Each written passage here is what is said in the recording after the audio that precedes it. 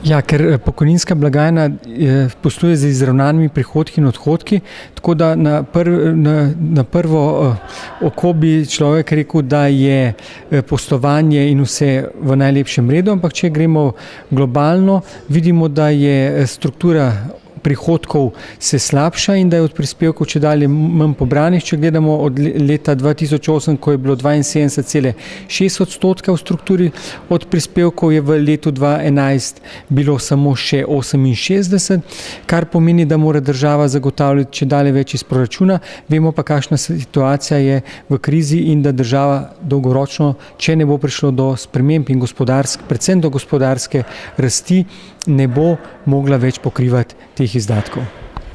Minister Vizjak je danes med drugim omenil, da želijo na ministrstvu si prizadevati za povečanje števila zainteresiranih za plačevanje v pokojninsko blagajno. Se strinjate? Absolutno se strinjamo in tudi ta ZPS-2, ki ni bil sprejet, je že v tej smeri bil naravnan in mislim, da bojo treba še dodatni ukrepi, da bi čim več dejansko bilo krog tistih, ki bi plačevali prispevke in da bi jih redno plačevali in da bi tiste, ki jih ne plačujejo in jih morajo, tudi kaznovali.